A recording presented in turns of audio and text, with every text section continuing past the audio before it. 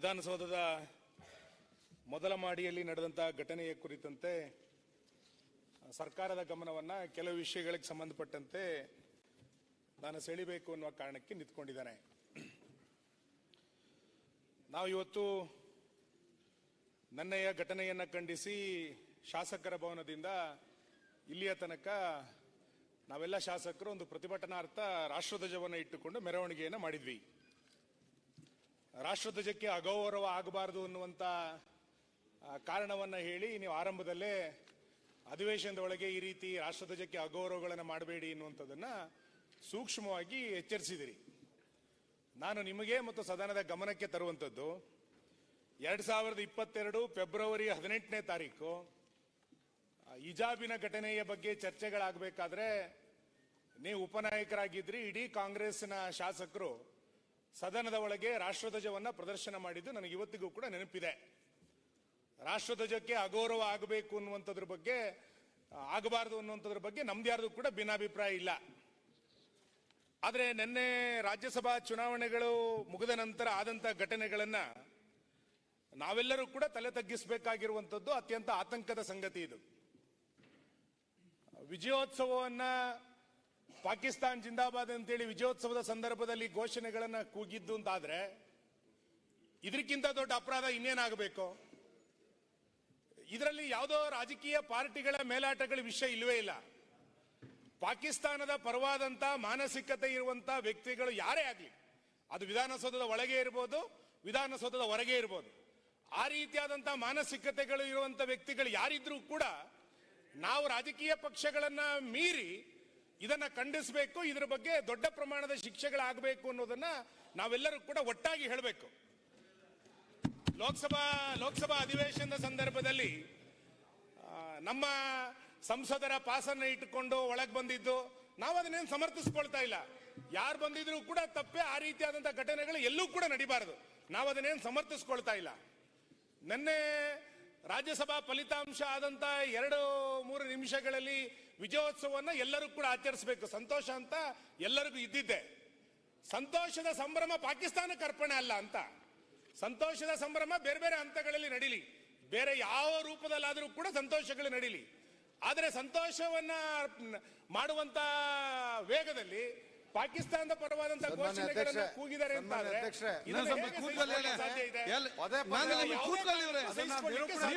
ಈಗ ಬಂದು ಲೇಟ್ ಬರ್ತೀರಿ. ಈಗ ನಿಮ್ಗೆ ಆಯ್ತು, ನೀವು ಕೂತ್ಕೊಳ್ಳಿ. ಈಗ ಅವ್ರ ಮಾತು ಈಗ ಮತ್ತೆ ಮಾತಾಡಿ, ನೀವು ನಿಮ್ಗೆ ಮಾತಾಡ್ಲಿಕ್ಕೆ ಅವಕಾಶ ಕೊಡುವ, ಮತ್ತೆ ಮಾತಾಡಿ. ನೀವು ಮಾತಾಡ್ಲಿಕ್ಕೆ ಬಿಡಿದವರು ಒಂದು ಒಳ್ಳೆ ಸತ್ಯ ಮಾತಾಡ್ತಾರೆ. ಆಯ್ತು, ನೀವು ಮತ್ತೆ ಸತ್ಯ ಹೇಳಿ, ವಿಚಾರಣೆ ಅಂತ ಹೇಳಿ. ಅವ್ರು ಸುಳ್ಳು ಹೇಳ್ತಾರೆ, ನೀವು ಸತ್ಯ ಹೇಳಿ. ನೆಕ್ಸ್ಟಿಗೆ ನಾನು ಮಾತಾಡ್ಲಿಕ್ಕೆ ಕೊಡ್ತೇನೆ, ಅವಕಾಶ ಕೊಡ್ತೇನೆ ನಿಮ್ಗೆ. ಫಲಿತಾಂಶ ಇದು 6:15 ಹೊತ್ತಿಗೆ ಫಲಿತಾಂಶಗಳು ಬಂದಾಗ ಮಾಧ್ಯಮದ ಮಿತ್ರರು ನನಗೆ ಇದರ ವಿಡಿಯೋ ಕ್ಲಿಪ್ಪಿಂಗ್ಸ್ ಅನ್ನು ಕಳಿಸಿ ಏನಾಗಿದೆ ಅನ್ನೋದು ನನ್ನ ಗಮನಕ್ಕೆ ತಂದರು. ನಾನು ಅರೆ ನಿಮಿಷಗಳ ಕಾಲ ನಾನು ವಿಚಲಿತನಾದೆ. ವಿಧಾನಸೌಧದ ಒಳಗೆ ಪಾಕಿಸ್ತಾನ್ ಜಿಂದಾಬಾದ್ ಕೂಗುವಷ್ಟು ಧೈರ್ಯ ಯಾರಿಗಾರು ಇದೆಯಾ? ಇದು ಹೌದಾ ಅನ್ನುವಷ್ಟರ ಮಟ್ಟಿಗೆ ನಾನೇ ವಿಚಲಿತನಾಗಿದ್ದೆ. ಆದ್ರೆ ಆ ಸೌಂಡ್ಗಳನ್ನ ಕೇಳಿದ ನಂತರ, ಅದನ್ನ 2 ಸರಿ 3 ಸರಿ ಕೇಳಿದ ನಂತರ ನಮಗೆ ಹೌದು ಅಂತ ಅನ್ನಿಸ್ತು. ನಂತರ ಅದನ್ನ ನಾವು ರಿಯಾಕ್ಷನ್ ಅನ್ನು ಮಾಡಿದ್ದು. ನಾನು ಆ ಇಡೀ ವಿಡಿಯೋವನ್ನ ಗಮನಿಸಿದ್ದೇನೆ. ಮೊದಲ ಮಾಡಿಯಲ್ಲಿ ನಡೆದಂತ ವಿಡಿಯೋ, ನಂತರ ಹೊರಗಡೆ ಆದಂತ ವಿಡಿಯೋಗಳನ್ನು ಕೂಡ ನಾನು ಗಮನಿಸಿದ್ದೇನೆ. ಮಾನ್ಯ ಗೃಹ ಸಚಿವರು, ಮಾನ್ಯ ಮುಖ್ಯಮಂತ್ರಿಗಳು ಕೂಡ ವಿಡಿಯೋಗಳನ್ನ ಗಮನಿಸಿರ್ಬೋದು. ನಾನು ಆ ವಿಡಿಯೋದಲ್ಲಿ ಒಂದು ಸಂಗತಿಯನ್ನ ನೋಡ್ತಾ ಇದ್ದೆ. ಆತ ಘೋಷಣೆ ಕೂಗ್ತಾ ಇದ್ದಂತ ವ್ಯಕ್ತಿಯನ್ನ ಪಕ್ಕದ ಒಬ್ಬ ವ್ಯಕ್ತಿ ಬಾಯಿ ಮುಚ್ಚಿಸ್ತಾನೆ. ನೀವು ವಿಡಿಯೋ ನೋಡ್ಬೋದು, ಬಾಯಿ ಮುಚ್ಚಿದ ವಿಡಿಯೋ ನೋಡ್ತಾನೆ. ನಾಸೀರ್ ಜಿಂದಾಬಾದ್ ಅಂತ ಕೂಗಿದ್ರೆ ಯಾಕೆ ಬಾಯಿ ಮುಚ್ಚಿಸ್ಬೇಕು? ಪಾಕಿಸ್ತಾನ್ ಜಿಂದಾಬಾದ್ ಅಂತ ಕೂಗಿದಾನೆ ಅನ್ನುವ ಕಾರಣಕ್ಕೆ ಬಾಯಿ ಮುಚ್ಚಿದಾನೆ ಅಂತ ನನ್ನ ಆಕ್ಷೇಪಣೆ ಇರುವಂತದ್ದು. ಆ ಇನ್ಯಾವುದೋ ವ್ಯಕ್ತಿಯ ಬಗ್ಗೆ ಘೋಷಣೆಗಳನ್ನ ಕೂಗಿದ್ರೆ ಬಾಯಿ ಮುಚ್ಚುವಂತ ಪ್ರಶ್ನೆ ಇರ್ತೇ ಇರಲಿಲ್ಲ. ಇವತ್ತು ಪಾಕಿಸ್ತಾನ್ ಜಿಂದಾಬಾದ್ ಅಂತ ಕೂಗಿದ ಕಾರಣಕ್ಕೆ ಇಷ್ಟೆಲ್ಲ ಆಕ್ಷೇಪಣೆಗಳು. ಉಳಿದಂತ ವಿಷಯಗಳು ಬಿಟ್ರೆ ಬೇರೆ ಏನು ಚರ್ಚೆ ಅಲ್ವೇ ಇಲ್ಲ. ನೀವು ಕಾಂಗ್ರೆಸ್ಗೆ ಜೈಕಾರ ಹಾಕಿದ್ರೆ ನಮ್ದೇನು ವಿರೋಧ ಇರಲಿಲ್ಲ. ನೀವು ನಾಸೀರ್ ಹುಸೇನ್ ಜಿಂದಾಬಾದ್ ಅಂತ ಕೂಗಿದ್ರೆ ನಮ್ದೇನದಕ್ಕೆ ಆಕ್ಷೇಪಣೆ ಇಲ್ಲ. ಇನ್ಯಾವುದೋ ಬೇರೆಗಳನ್ನ ಘೋಷಣೆ ಕೂಗಿದ್ರೆ ನಮ್ದು ಯಾರ್ದು ಕೂಡ ಆಕ್ಷೇಪಣೆ ಇರಲಿಲ್ಲ.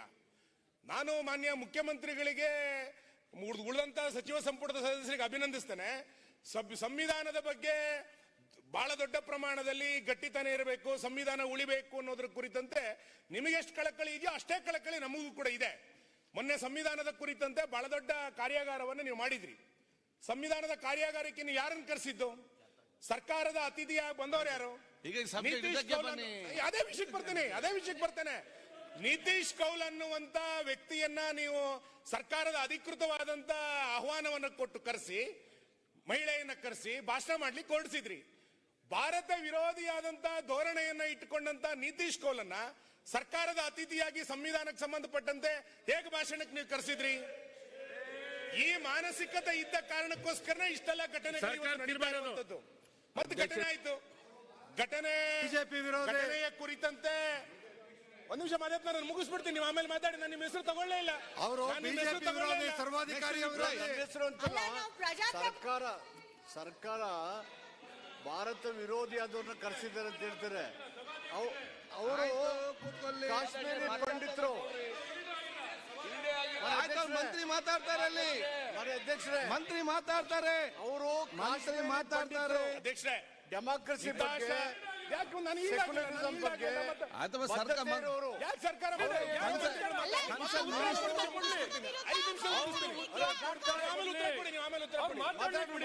ಆಯ್ತು, ಮತ್ತೆ ಮಾತಾಡಿ. ಅಲ್ಲ, ಮತ್ತೆ ಮಾತಾಡಿ. ಅವ್ರು ಮಾತಾಡಿದ ನಂತರ ಮಾತಾಡಿ. ಅವ್ರು ಮಾತಾಡಿದ ನಂತರ ಮಾತಾಡಿ. ಅಧ್ಯಕ್ಷರೇ, ನಾನು ಯಾರ ಹೆಸರನ್ನು ಕೂಡ ಉಲ್ಲೇಖ ತಗೊಂಡಿಲ್ಲ. ಪದೇ ಸೋಲು ಉತ್ತರ ಕೊಡಿ, ನಾವು ಆರಾಮಾಗಿ ಅದನ್ನ ಕೇಳಲಿಕ್ಕೆ ತಯಾರಿದ್ದೇವೆ. ನಾನು ಹೇಳಲಿಕ್ಕೆ ಹೊರಟಿದ್ದೇನು ಅಂತ ಕೇಳಿದ್ರೆ, ಸಂವಿಧಾನದ ಬಗ್ಗೆ ಉಳಿಬೇಕು ಅನ್ನುವಂತ ಆಗ್ರಹಗಳನ್ನ ಎಷ್ಟು ನೀವು ಆಗ್ರಹ ಪೂರ್ವಕವಾಗಿ ನಿಮ್ಮ ಮನಸ್ಸಿನಲ್ಲಿ ಹೇಳಿದ್ರೋ, ಅದಕ್ಕೆ ಯಾರನ್ನು ಭಾಷಣಕಾರನ ಕರೆಯಕ್ಕೆ ಹೊರಟಿದ್ರಿ? ಯಾರು ಭಾರತ ವಿರೋಧಿ ನಿಲುವನ್ನ ತೆಗೆದುಕೊಳ್ಳಿಕ್ಕೆ ಹೊರಟಿದ್ರು ಸರ್ವಾಧಿಕಾರಿ ವಿರೋಧಿ, ಅಜೆಂಡನೇ ಸರಿ ಇಲ್ಲ ಅಂತ ಅರ್ಥ. ಈ ರೀತಿಯಾದಂತಹ ಘಟನೆಗಳು ಈ ರೀತಿಯಾದಂತಹ ಧೋರಣೆಗಳ ಕಾರಣಕ್ಕೆ ಇಷ್ಟು ಧೈರ್ಯ ಪಾಕಿಸ್ತಾನದ ಪರವಾಗಿ ಘೋಷಣೆಗಳನ್ನ ಕೂಗುವಂತ ಧೈರ್ಯ ಬಂದಿರಬಹುದು ಅಂತ ನಾನು ಊಹೆ ಮಾಡ್ಕೊಳ್ಳೋದು. ವಿಧಾನಸಭಾ ಚುನಾವಣೆಗಳಾದಾಗ ಭಟ್ಕಳದಲ್ಲಿ ಪಾಕಿಸ್ತಾನ ಜಿಂದಾಬಾದ್ ಅಂತ ಘೋಷಣೆ ಕೂಗಿದ್ರು, ಹುಬ್ಬಳ್ಳಿನಲ್ಲಿ ಕೂಗಿದ್ರು ಅಂತೇಳಿ ಪತ್ರಿಕೆಗಳಲ್ಲಿ ಬಂದಿತ್ತು. ಅದ್ರ ಬಗ್ಗೆ ತನಿಖೆಗಳೇನಾಗಿದೆ ಅಂತ ಸರ್ಕಾರ ಉತ್ತರ ಕೊಡಬೇಕು. ಅದ್ರ ಮುಂದುವರಿದ ಭಾಗ ಇವತ್ತು ವಿಧಾನಸೌಧದ ಒಳಗೆ ಬಂದಿಲ್ಲ. ಅದನ್ನ ಯಾರು ಆರಂಭದ ದಿನಗಳಲ್ಲಿ ಭಾರಿ ಕಠಿಣವಾಗಿ ತೆಗೆದುಕೊಂಡು ಬಹಳ ಬಿಗಿಯಾದಂತ ನಿಲುವುಗಳನ್ನು ತೆಗೆದುಕೊಂಡಿದ್ರೆ ಒಂದು ರೀತಿಯಾದಂತ ಭಯ ನಿರ್ಮಾಣ ಆಗ್ತಾ ಇತ್ತು. ಭಯ ನಿರ್ಮಾಣ ಆಗದಲ್ಲೇ ಪ್ರತ್ಯಕ್ಷವಾಗಿ ಪರೋಕ್ಷವಾಗಿ ಇದಕ್ಕೆ ಎಲ್ಲ ಒಂದು ಕಡೆ ಬೆಂಬಲವನ್ನು ಕೊಡ್ತಾ ಇರುವಂತಹ ಪರಿಣಾಮವಾಗಿ ಈ ರೀತಿಯಾದಂತಹ ಘಟನೆಗಳು ನಿರಂತರವಾಗಿ ನಡೀತಾ ಇದೆ ಅಂತ ನಾನು ಅನ್ಕೊಳ್ತೇನೆ. Next you can talk.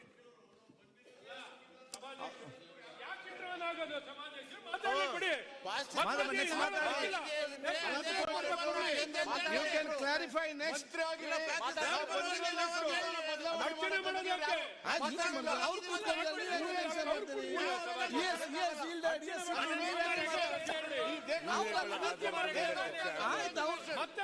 ಅವರಲ್ಲಿ ಕೇಳ್ತಿದ್ದಾರೆ, ಅವ್ರು ಕೇಳ್ತಿದ್ದಾರೆ, ನೀವೇ ನಿಲ್ತೀರಿ. ಆಯ್ತಿಲ್ಲ, ಮಾತಾಡಿ, ನೀವು ಕೂತ್ಕೊಳ್ಳಿ. ಅವಕಾಶ ಕೊಟ್ಟಿಲ್ಲ, ನೀವು ಕೂತ್ಕೊಳ್ಳಿ, ಅವ್ರು ಕೂತ್ಕೊಳ್ತಾರೆ. ಮಾನ್ಯ ಅಧ್ಯಕ್ಷರೇ, ನಾನು ಆಗ್ಲೇ ಉಲ್ಲೇಖ ಮಾಡಿದಂತೆ ಘಟನೆ ನಡೆದಾಗ ಯಾರೋ ಒಬ್ರು ಅವ್ರ ಬಾಯಿ ಮುಚ್ಚಿದ್ರು. ಅದಾದ ನಂತರ ಮೀಡಿಯಾಗಳಲ್ಲಿ ಬಹಳ ದೊಡ್ಡ ಪ್ರಮಾಣದ ಸುದ್ದಿಗಳಾಯಿತು. ರಾಜ್ಯಸಭೆಯಲ್ಲಿ ಚುನಾವಣೆಗಳೆಲ್ಲ ಹೇಗಾಯಿತು ಅನ್ನೋದಕ್ಕಿಂತ ಹೆಚ್ಚಾಗಿ ಪಾಕಿಸ್ತಾನ್ ಜಿಂದಾಬಾದ್ ಘೋಷಣೆ ಕೂಗಿದ್ರು ಅನ್ನುವಂಥದ್ದೇ ನನ್ನ ಇಡೀ ದಿನ ಸುದ್ದಿಗಳಾಗಿದೆ. ನಾವು ಇದನ್ನ ನೋಡಿ ಸುಮ್ಮನೆ ಕೂತ್ಕೊಳ್ಳೋ ಪ್ರಶ್ನೆ ಇಲ್ಲ. ನಾವು ಇದನ್ನ ಸರ್ಕಾರವನ್ನ ಪ್ರಶ್ನೆ ಮಾಡಲೇಬೇಕು, ನಮ್ಮ ಹಕ್ಕಿದ ಪ್ರಶ್ನೆ ಮಾಡ್ತಾ ಇದ್ದೀವಿ. ನನ್ನ ಪತ್ರಕರ್ತರು ಅದನ್ನ ಪ್ರಶ್ನೆ ಕೇಳಲಿಕ್ಕೆ ಹೋದಾಗ ಪತ್ರಕರ್ತರನ್ನ ಗದರಿಸಿದಂತ ಘಟನೆಗಳು ಕೂಡ ನಿನ್ನೆ ನಡೆದಿಲ್ಲ ಅಂತೇನಿಲ್ಲ.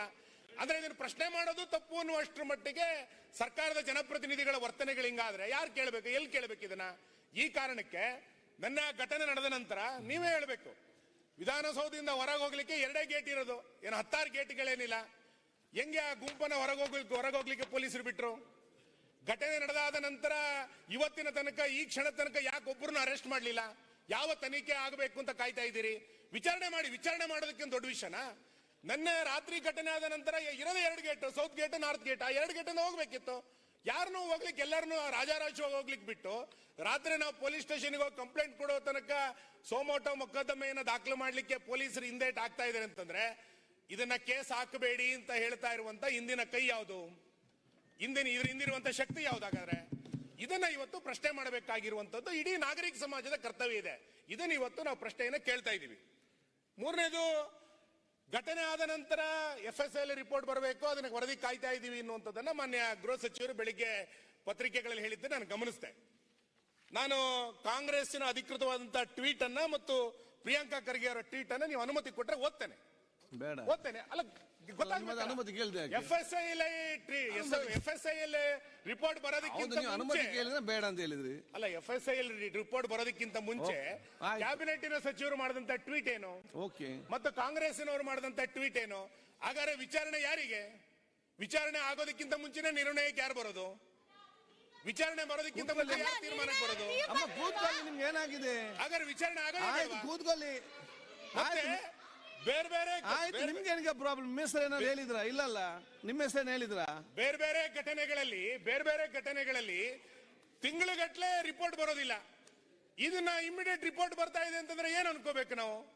ನಾನು ರಿಪೋರ್ಟಿನ ಬಗ್ಗೆ ಅನುಮಾನ ವ್ಯಕ್ತಪಡಿಸ್ತಾ ಇಲ್ಲ. ಸರ್ಕಾರ ಇಷ್ಟು ತರಾತುರಿಯಾಗಿ ರಿಪೋರ್ಟ್ ತಗೊಳ್ತಾ ಇದೆ ಅಂತಂದ್ರೆ ನಾನು ಸರ್ಕಾರವನ್ನು ಅಭಿನಂದಿಸ್ತೇನೆ. ಆದ್ರೆ ಬೇರೆ ಎಲ್ಲ FSIL ರಿಪೋರ್ಟ್ ಬರ್ಬೇಕಾದ್ರೆ ತಿಂಗಳುಗಟ್ಟಲೆ ಕಾಯ್ಬೇಕು ಅಂತ ನನಗಿರುವಂತ ಮಾಹಿತಿಗಳಿತ್ತು. ಇದನ್ನ ಇಷ್ಟು ಬೇಗ ರಿಪೋರ್ಟ್ ತಗೊಳ್ತಾ ಇದ್ದೀರಿ ಅಂತಂದ್ರೆ ಇದ್ರ ಉದ್ದೇಶ ಏನಾಗರೆ? ಈ ಹಿನ್ನೆಲೆಯಲ್ಲಿ ಇವತ್ತು ಚರ್ಚೆಗಳಾಗಬೇಕು, ಇದ್ರ ಬಗ್ಗೆ ಸರ್ಕಾರ ಕ್ರಮ ಕೈಗೊಳ್ಳಬೇಕು ಅಂತ ನನ್ನ ಆಗ್ರಹ ಇರುವಂತದ್ದು.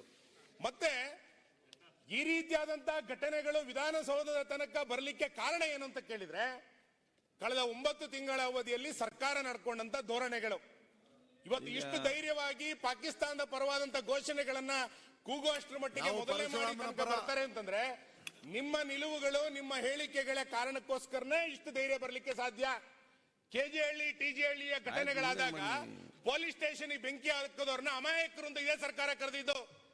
ಕುಕ್ಕಾಬ್ರ ಬಾಂಬ್ ಬ್ಲಾಸ್ಟ್ ಅನ್ನ ಆರೋಪಿಯನ್ನ ಅಮಾಯಕ ಅಂತ ಕರೆದಿದ್ಯಾರು ಅಂತ ಕೇಳಿದ್ರೆ ಇದೇ ಸರ್ಕಾರ ಕರೆದಿದ್ದು.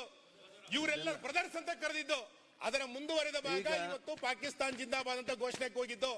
ನಾನು ಆಗ್ರಹಿಸ್ತೇನೆ, ಇದರ ನೈತಿಕ ಹೊಣೆಯನ್ನ ಮುಖ್ಯಮಂತ್ರಿಗಳೇ ಹೊರಬೇಕು, ಬೇರೆ ಯಾರು ಹೊರಲಿಕ್ಕೆ ಸಾಧ್ಯ ಇಲ್ಲ. ಇದನ್ನ ಪಾಕಿಸ್ತಾನ್ ಜಿಂದಾಬಾದ್ ಅಂತೇಳಿ ವಿಧಾನಸೌಧ ತನಕ ಇವತ್ತು ಕೂಗ್ತಾರೆ ಅಂತಂದ್ರೆ ಇದರ ಹೊಣೆಯನ್ನ ಯಾರು ಹೊರಬೇಕಾಗಾದ್ರೆ?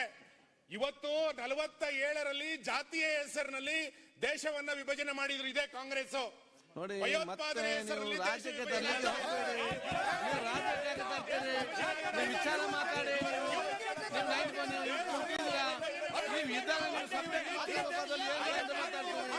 ಅದನ್ನ ಅಗತ್ಯ ಉಂಟಾ? ಅಲ್ಲಿ ಅವರೆಲ್ಲ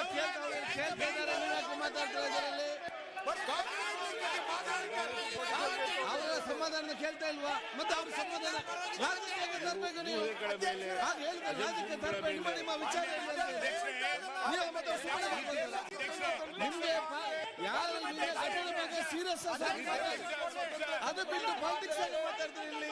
ಇಲ್ಲಿ ನೀವು ಸಮಸ್ಯೆ ಆಗ್ತದೆ. ಇಲ್ಲಿ ಕಾಂಗ್ರೆಸ್ಸಿನ ಮಾನಸಿಕತೆ ಏನು ಅಂತ ಅದು ಕಾಂಗ್ರೆಸ್ ನೋಡಿ, ಮತ್ತೆ ನೀವು ಕಾಂಗ್ರೆಸ್ ಬಿಜೆಪಿ ಅಂತ ಯಾಕೆ ಮಾಡ್ತೀರಿ? ವಿಚಾರ ಏನಂತ ಹೇಳಿ ವಿಚಾರ ಮಾಡಿ. ನಿಮ್ಗೆ ಬಹುಶಃ ಇದರಲ್ಲಿ ಕಾಲೇಜ್ ಇದ್ರೆ ಸಬ್ಜೆಕ್ಟ್ ಬಗ್ಗೆ ಚರ್ಚೆ ಮಾಡಿ. ನಿಮ್ಗೆ ಬರೀ ರಾಜಕೀಯ ಮಾಡ್ಬೇಕು, ಇವತ್ತು ಕಾಲೇಜ್ ಇಲ್ಲ ಅಂತ ಏನ್ ಮಾಡ್ಲಿಕ್ಕೆ ಆಗುದಿಲ್ಲ. ಮಾತಾಡ್ಲಿಕ್ಕೆ ಎಲ್ಲ ಅವಕಾಶ ಮಾಡಿ ಕೊಟ್ಟಿದ್ದಾರೆ, ಎಲ್ಲ ಕೇಳ್ತಿದ್ದಾರೆ. ನೀವು ಚೆನ್ನಾಗಿ ಮಾತಾಡ್ತೀರಿ. ಪಾಲಿಟಿಕ್ಸ್ ಸುಮ್ಮನೆ ಕೂತ್ಕೊಳ್ಳಬೇಕು. ನೀವು ಮತ್ತೆ ನೀವು ಪಾಲಿಟಿಕ್ಸ್ ಅಂತ ನೀವು ಅನಗತ್ಯವಾಗಿ ತೊಂದರೆ ಆಗ್ತದ. ನೀವು ಫಸ್ಟ್ ಕರೆಕ್ಟ್ ಆಗಿ ಮತ್ತೆ ಬೇರೆಯವ್ರ ಬೈಕ್ ಕೆಲಸ ಮಾಡಿ. ದಯವಿಟ್ಟು ನೋಡಿ. ಆಯ್ತು, ಸರ್ಕಾರ ಉತ್ತರ ಕೊಡಿ. ಒಂದ್ ನಿಮಿಷ ಅಧ್ಯಕ್ಷರೇ, ಒಂದ್ ನಿಮಿಷ ಆಯ್ತು, ಒಬ್ರು ಮಾತಾಡ್ಲಿ. ದಯವಿಟ್ಟು ಅಧ್ಯಕ್ಷರೇ, ನಾವು ಅವರು ಸ್ವಲ್ಪ ಉದ್ದೇಶಪೂರ್ವಕವಾಗಿ ಪ್ರಚೋದನಾತ್ಮಕವಾಗಿ ಮಾತಾಡಿದ್ರು ಕೂಡ ಮಧ್ಯ ಪ್ರವೇಶ ಮಾಡಬಾರದು ಅಂತ ಸುಮ್ಮನೆ ಇದ್ದೇನೆ. ಅದರ ದುರ್ಲಾಭ ಅವರ ಉದ್ದೇಶ ಅವ್ರು ಮಾತಾಡ್ತಿದ್ದಾರೆ. ಬೆಳಕು ವಾಸ್ತವಾಂಶ ವಿಶ್ಲೇಷಣೆ ಅಲ್ಲ. ಅವರು ಬರೀ ಪ್ರಚೋದನೆ ಮಾಡೋದಕ್ಕೋಸ್ಕರ ನಿಂತಿದ್ದಾರೆ. ನಮ್ಮ ತಾಳ್ಮೆ ಪರೀಕ್ಷೆ ನಿಮ್ಮ ಸ್ವಾತಂತ್ರ್ಯ ಎಲ್ಲ ಕೇಳ್ತೇವೆ. ಆ ರೀತಿ ಮಾತಾಡಿ ಗಲಾಟೆ ವಾಸ್ತವ ಅವಕಾಶ ಏನಿಲ್ಲ. ಮಾತಾಡ್ತಾ ಇದ್ದಾರೆ. ಮಾಡ್ಲಿಕ್ಕೆ ಏನು ಅವಕಾಶ ಇಲ್ಲ. ಸರ್ ಕೇಳಿ, ಸ್ವಲ್ಪ ಕೇಳಿ, ಸ್ವಲ್ಪ ಕೇಳಿ. ಸುನಿಲ್ ಮಾತಾಡ್ತಾರೆ. ಅಲ್ಲ, ತಾವು ಪೀಠದಿಂದ ಅವಕಾಶ ಕೊಡಬಾರದು ಮತ್ತು ಅವರು ದೇಶದ ವಿಭಜನೆ ಬಗ್ಗೆ ಏನು ಮಾತಾಡಿದ್ದಾರೆ ದಯವಿಟ್ಟು ತಾವು ಕಡತದಿಂದ ತೆಗೆಯಬೇಕು. ಅಧ್ಯಕ್ಷರೇ, ಅವರು ಮಾತಾಡಿರೋದನ್ನ ಕಡತದಿಂದ ತೆಗೆಯಬೇಕು. ಯಾವುದನ್ನು ಕೂಡ ಊಹೆ ಮೇಲೆ ಮಾತಾಡ್ತಿಲ್ಲ. ಏನಾಗಿತ್ತು ಈ ದೇಶದಲ್ಲಿ ನೋಡಿ ನಾನು ಯಾವುದನ್ನು ಕೂಡ ಊಹೆ ಮೇಲೆ ಮಾತಾಡ್ತಾ ಇಲ್ಲ. ಬಗ್ಗೆ ಮಾತಾಡಿದ್ದಾರೆ. ನಾನು ದಯವಿಟ್ಟು ತಾವು ಕಡತದಿಂದ ತೆಗೆಯಲೇಬೇಕು. ಹಾಗೂ ಅವ್ರು ಮಾತಾಡ್ಲಿ, ನಾವು ಮಧ್ಯಪ್ರವೇಶ ಮಾಡ್ಲಿಕ್ಕೆ ಆಸಕ್ತಿ ಇಲ್ಲ. ಆದ್ರೆ ವಿಷಯದ ಬಗ್ಗೆ ವಾಸ್ತವಕ್ಕೆ ಹತ್ತಿರವಾಗಿ ಏನಾದ್ರೂ ಮಾತಾಡ್ಲಿ, ನಾವು ತಾಳ್ಮೆಯಿಂದ ಕೇಳ್ತೇವೆ. ಅವ್ರದ್ದು ಒಂದೇ ಉದ್ದೇಶ ಪ್ರಚೋದನೆ ಮಾಡಿ ಹೊರಗಡೆ ಸಮಾಜದಲ್ಲಿ ಗಲಾಟೆ ಮಾಡಿಸ್ದಂಗೆ ಇಲ್ಲೂ ಗಲಾಟೆ ಮಾಡಬೇಕು ಅನ್ನೋ ಉದ್ದೇಶ ಏನು ಅವಕಾಶ ಕೊಟ್ಟಿದ್ದಾರೆ. ನಾನು ಹೇಳ್ತಾ ಇರೋದು ಆಯ್ತು. ಬಿಜೆಪಿ ಅವರು ಬೆಂಗಳೂರಿಗೆ ಅಧ್ಯಕ್ಷರೇ ಕೆಲಸ ಮಾಡಿಲ್ಲ.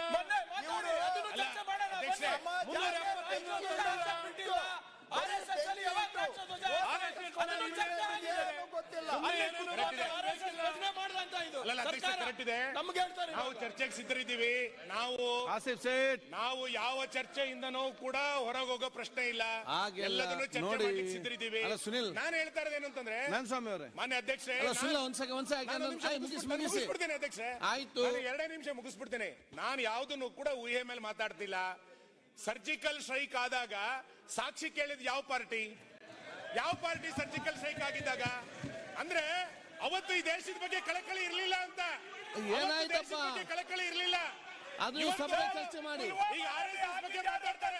ಹುಬ್ಬಳ್ಳಿಯಲ್ಲಿ ರಾಷ್ಟ್ರಧ್ವಜ ಹಾರಿಸಿದ ಯಾವ party?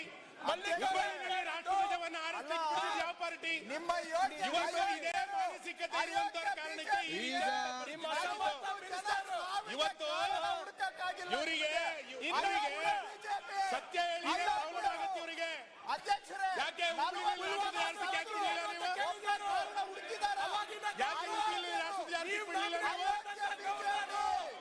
ಅಸಮರ್ಥ home minister, ಅಸಮರ್ಥ defence minister ನಿಮ್ಮ ಕೇಂದ್ರದವರು. ಪುಲ್ವಾಮಾದಲ್ಲಿ ಸಾಕ್ಷಿ ಮಲ್ಲಿಕ್ ಅವರ ಇನ್ವೆಸ್ಟಿಗೇಷನ್ ಮಾಡಕ್ಕೆ ಯೋಗ್ಯತೆ ಇಲ್ಲ. ನಿಮ್ ಗವರ್ನರ್ ಕೇಳ್ತಾ ಇರೋದು ಬರೀ ಈಗ ರಾಜಕೀಯಕ್ಕೆ ಬಳಸ್ತಾರೆ. ಅಧ್ಯಕ್ಷರೇ, ಉದ್ದೇಶ ಏನು ಇವ್ರದು? ಈಗ ಸೋಲ್ಜರ್ಸ್ ಈಗ ನಾನು ಹೇಳ್ತೀನಿ. ಈಗ ಒಂದ್ ಸೆಕೆಂಡ್. ಈಗ ಅಲ್ಲ, ನೀವು ಒಂದ್ ಸೆಕೆಂಡ್. ಅಧ್ಯಕ್ಷರೇ, ನಾನು ತಮ್ಮಲ್ಲಿ ಮನವಿ ಮಾಡೋದು, ತಾವು ಅವರಿಗೆ ಯಾವ ವಿಷಯಕ್ಕೆ ಅವಕಾಶ ಕೊಟ್ಟಿದ್ದೀರಿ ಅದ್ರ ಬಗ್ಗೆ ಮಾತಾಡ್ಲಿ. ಪುಲ್ವಾಮಾ ಮಾತಾಡಿದ್ರೆ ನಮಗೂ ಗೊತ್ತು. 40 ಜನ ಸತ್ತವರಿಗೆ ಕಾರಣ ಯಾರು ಅಂತ ಹೇಳಕ್ಕಾಗಿಲ್ಲ. ಆಯ್ತು, ನಿಮ್ಮ ಅಯೋಗ್ಯ ಸರ್ಕಾರ, ನಿಮಗೆ ಯಾರು ಕಾರಣ ಮಾಡಿದ್ದು ಅಂತ ಯೋಗ್ಯತೆ ಇಲ್ಲ ನಿಮಗೆ. ನೀವ್ ಹೀಗೆ ಮುಂದುವರಿಸಬೇಕಾ? ಅದಕ್ಕೆ ಇದನ್ನು ಪರಿಹಾರ ಆಗ್ಬೇಕು. ಅಯೋಗ್ಯರು ಇವರು. ಆಯ್ತು, ಅಯೋಗ್ಯ ಸರ್ಕಾರ. ಸರಿಗ ಈಗ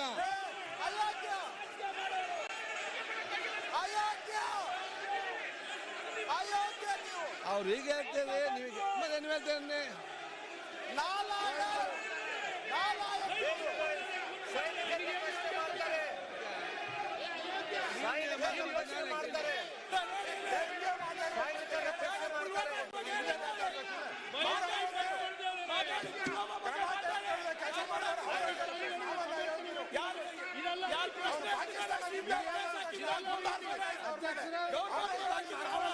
ಈಗ